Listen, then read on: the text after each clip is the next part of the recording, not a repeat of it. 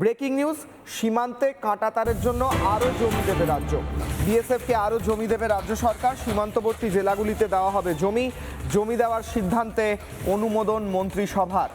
আরও জমি দেওয়া হবে এবং বিএসএফ সেখানে জমি পেয়ে কাঁটাতার বসাবে, ইনফ্রাস্ট্রাকচার বসাবে, যা এতদিন ধরে হওয়ার কথা ছিল এই 2 মাসের মধ্যে তা কিন্তু করছে নতুন সরকার, সেটাই দেখা যাচ্ছে। আমি একটা গ্রাফিক্স নিতে চাই এর সঙ্গে।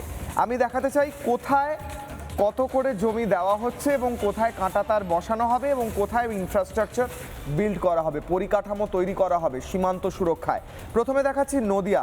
গোপালপুরে 0.42 একর খাস জমি, মহাতপুরে 2.15 একর জমি দেওয়া হচ্ছে বিএসএফকে।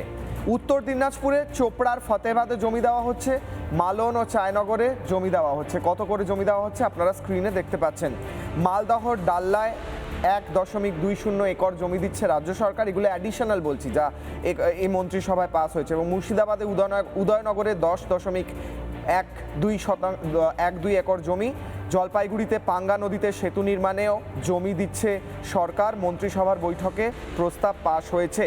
পরের ব্রেকিং নিউজ, কিশলয় অগ্নিবাণে ব্যাক টু ব্যাক ব্রেকিং নিয়ে আমি আলোচনায় আসছি। ভারত বাংলাদেশ সীমান্তে এবার এসআইবির অফিস, সাবসিডিয়ারি ইন্টেলিজেন্স ব্যুরো, অর্থাৎ সীমান্তে ইন্টেলিজেন্স সাপ্লাই করবে যারা, তাদেরও অফিস দেওয়া হচ্ছে। সীমান্তবর্তী জেলায় স্থায়ী অফিস বানাতে চায় এসআইবি। 40টি আলাদা জায়গায় অফিস তৈরি করছে এসআইবি। রাজ্যের কাছে 50 একর জমি চেয়েছে কেন্দ্র। রাজ্য সেই জমি দেওয়ার কথা ইতিমধ্যেই ভাবছে এবং শুরু হচ্ছে সেই প্রসেস। নানা ধরনের কন্টেন্ট দেখার জন্য লাইক করুন, শেয়ার করুন আমাদের ফেসবুক পেজ, সাবস্ক্রাইব করুন আমাদের ইউটিউব চ্যানেল। পাশাপাশি অন্যান্য ব্রেকিং নিউজের জন্য অবশ্যই চোখ রাখুন রিপাবলিক বাংলায়।